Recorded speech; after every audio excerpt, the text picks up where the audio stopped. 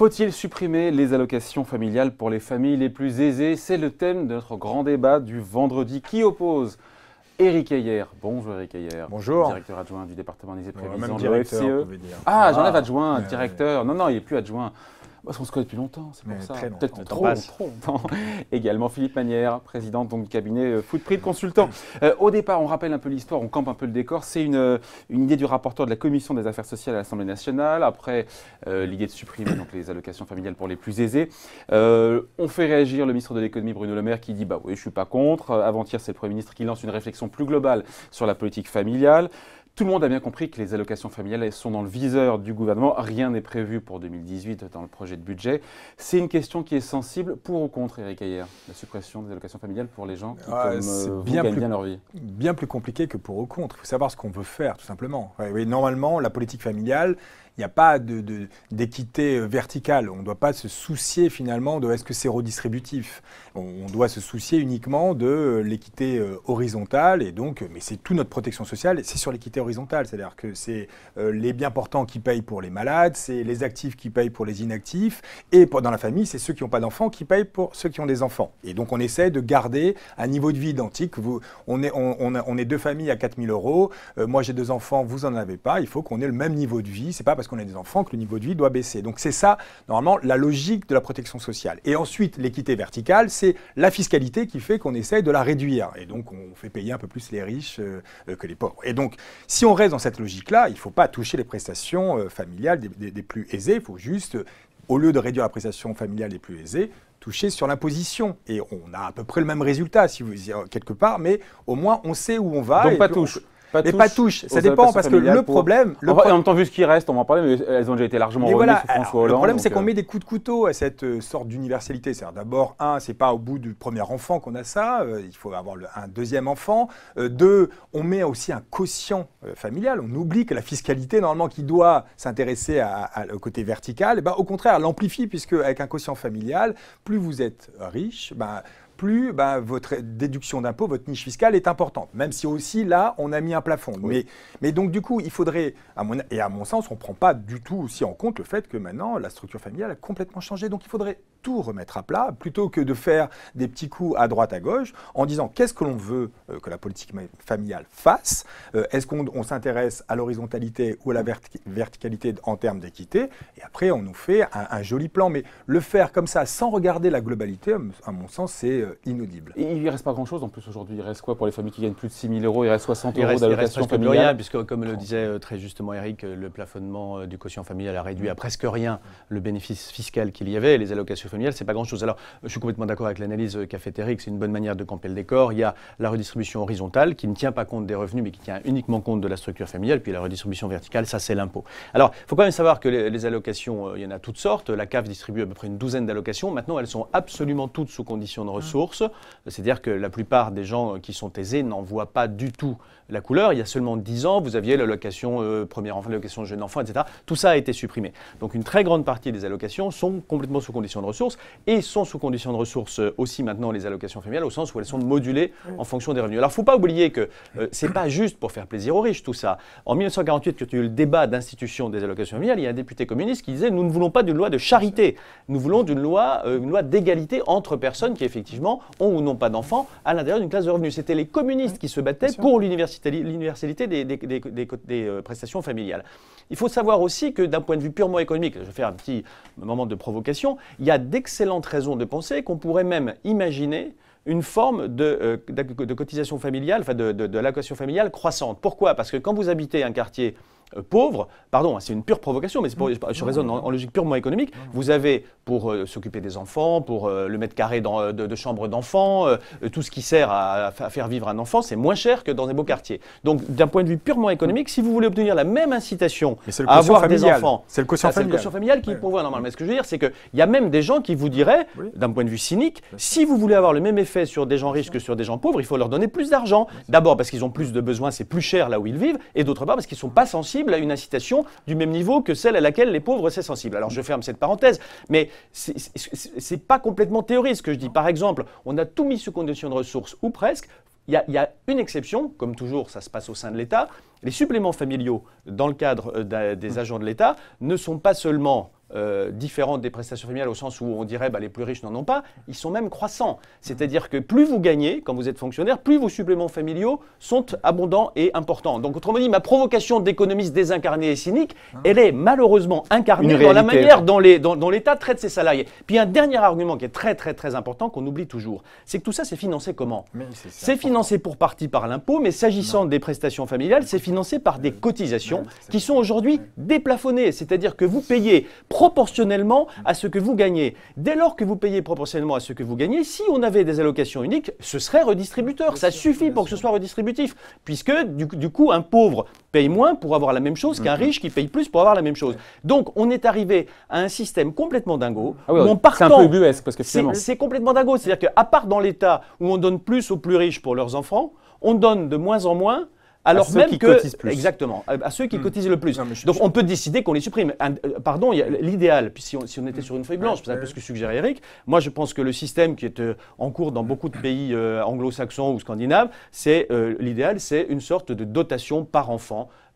Qui vient plus ou moins fiscalement. C'est-à-dire soit vous payez des impôts et on vous enlève, mettons, je sais pas quoi, 1500, 2000 euros par an parce que vous avez des enfants, et c'est le même pour tout le monde. Ça tient compte à la fois de la nécessité de donner des gages sociaux et de la nécessité de tenir compte de la réalité économique. Ça vous plaît pas, ça, hein? Non, mais pourquoi pas? Ça serait très simple. Vous avez un enfant, c'est 1500 euros d'impôts au moins. Et si vous payez pas d'impôts, on vous les donne. Et puis si vous avez 2 enfants, c'est 4000. Et puis si vous avez 3 enfants, c'est 6000. Super simple, incontestable. C'est vrai que c'est à peu près ce que fait tout le monde. Alors après, du coup, en termes d'équité horizontale, ça marche plus. C'est-à-dire que globalement, c'est pour ça que vous avez réagi. Mais non, mais moi je veux que ça soit un choix. Il faut que ça soit choisi. Est-ce que l'on veut l'équité horizontale ou verticale?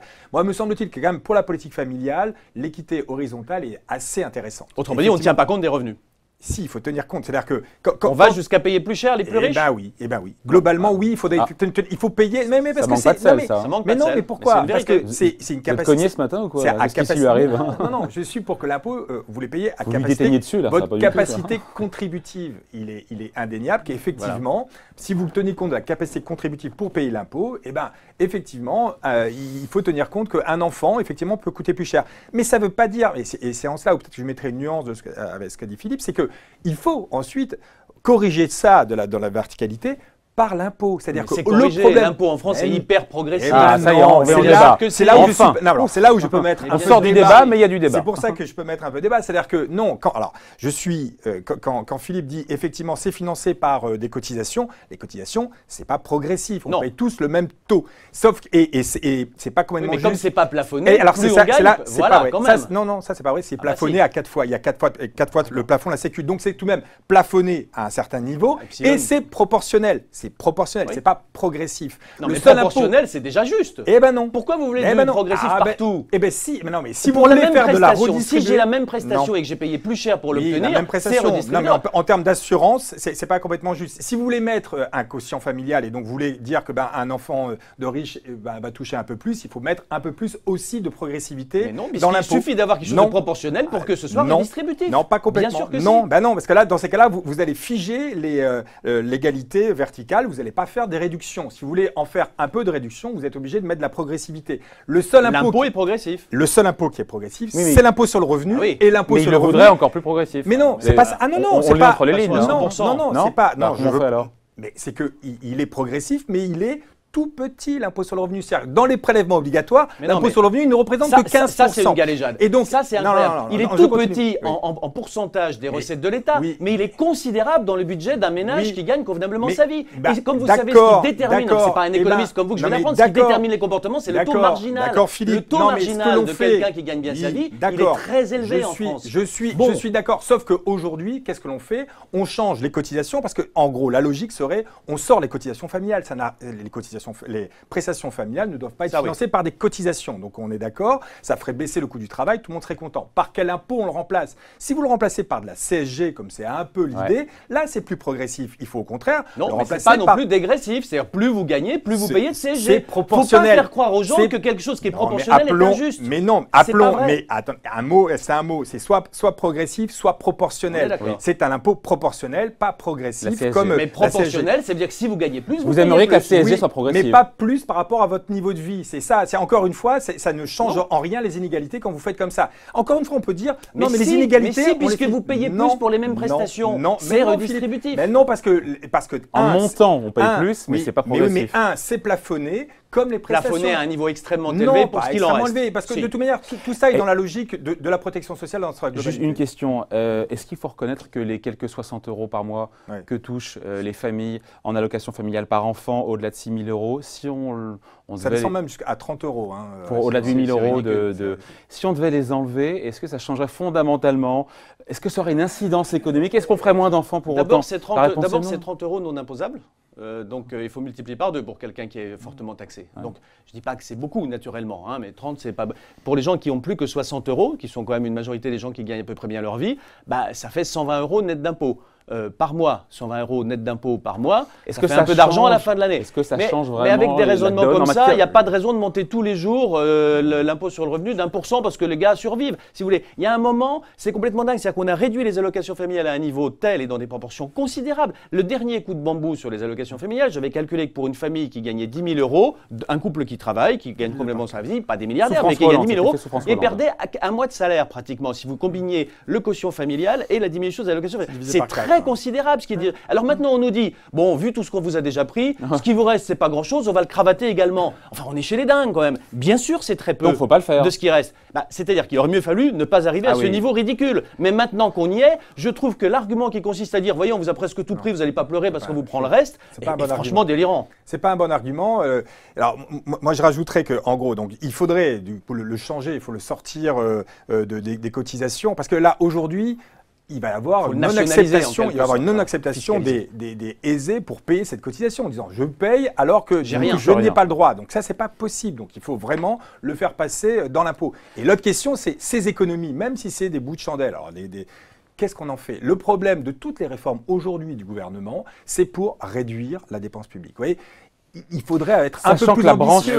La branche famille n'est pas déficitaire. Mais non, mais on pourrait dire, ok, on prend ces 30 € pour les riches, et ça ne vous représente pas grand-chose, et on les donne aux familles monoparentales pauvres qui ne s'en sortent pas aujourd'hui. Et c'est ça qui fait aussi du chômage structurel, parce qu'on sait très bien que les familles monoparentales pauvres ont des logements qui sont catastrophiques. Une famille monoparentale pauvre a déjà d'innombrables allocations. Je ne dis pas qu'il ne faut pas les donner, attendez-nous bien. Mais sur les 12 allocations que j'évoquais tout à l'heure, une famille monoparentale pauvre, elle les touche toutes. Bien sûr, très bien, mais on n'est pas non plus... Sauf que ce que nous dit le dernier... Oui, mais sauf que 40% de ces familles monoparentales sont sous le seuil de pauvreté. Et donc là, on peut se dire lequel, comme vous savez, est une mesure de la dispersion. Ça ne veut pas dire qu'ils sont dans le dénuement. Non, mais d'accord, ils sont tout de même dans la pauvreté et on sait que, puisque c'est une politique familiale, c'est l'enfant qui doit être au cœur. Et l'enfant de sa famille pauvre, on sait très bien qu'ils sont moins bien logés. Donc c'est 400 millions d'euros, parce qu'aujourd'hui c'est le coût, c'est 400 millions d'euros. Si c'est 400 000 €, vous les réinjectez pour 440 millions d'euros. Si vous les injectez effectivement pour ces familles monoparentales, permettre à ces enfants d'être mieux logés, donc avoir moins d'échecs scolaires,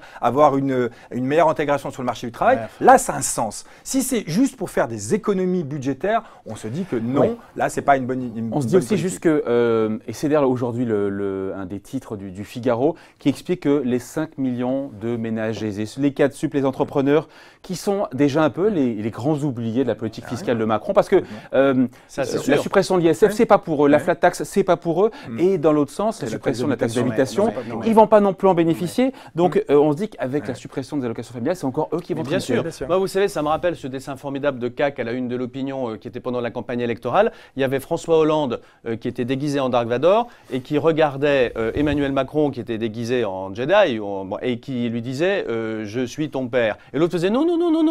Mais la vérité, c'est que quand on regarde sur beaucoup de politiques publiques, il y a une filiation, pardon de le dire, qui est très caractéristique. Et il y a toute une partie des ménages qui avaient été matraqués par le précédent quinquennat qui se retrouvent aujourd'hui non pas seulement remis en selle, mais à certains égards, rematraqués. Il y a un vrai sujet là-dessus. On sort un peu du débat encore que pas. Non, il y a un vrai sujet. Mais c'est la dépense publique, l'alpha et l'oméga. Ça marotte. Et le sujet... Si on ne taille pas dans la dépense publique, le sujet va pire que ça. à la limite, qu'on soit dans un côté, bah voilà, c'est les ménages plutôt modestes qui gagnent et puis les ménages aisés qui perdent et le 9e décile est en train de perdre. Le problème, c'est qu'il y a la trompe d'éléphant qui arrive. Oui, il y a le 10e décile. Et le 10e décile qui gagne. Et là, ça devient insupportable pour le 9e décile. Enfin, le 10e décile, lui, n'a pas gagné sous Hollande. Hein. Oui, mais non, là, si vous faites l'évaluation et si vous reprenez l'évaluation du Trésor qui est sorti… qui résonne en pourcentage. Alors, oui, et pas en euros. Hein. Mais si vous… non, qui résonne en pourcentage, effectivement, si vous raisonnez en pourcentage ou en euros, mais si vous présentez en euros, là, vous voyez bien cette trompe d'éléphant. C'est ça qui devient insupportable. C'est-à-dire que quand vous êtes dans le 9e décile, vous voyez les classes… C'est qui le 9e décile en termes de salaire de revenus? C'est un couple de cadres supérieurs qui gagne bien sa vie, mais qui n'est pas… et qui n'est pas l'ISF. Qui n'est pas à l'ISF et qui a peu de revenus du capital. Symétriquement, on peut raisonner en se disant que quand même, depuis 5 ans, les gens qui avaient un peu de patrimoine et ou des revenus du capital élevés, typiquement un entrepreneur qui se verse un salaire raisonnable et qui prend des dividendes si son opération a bien marché, lui, il a vu son impôt en gros doubler en 10 ans. Parce qu'avant Hollande, il y a eu Sarkozy.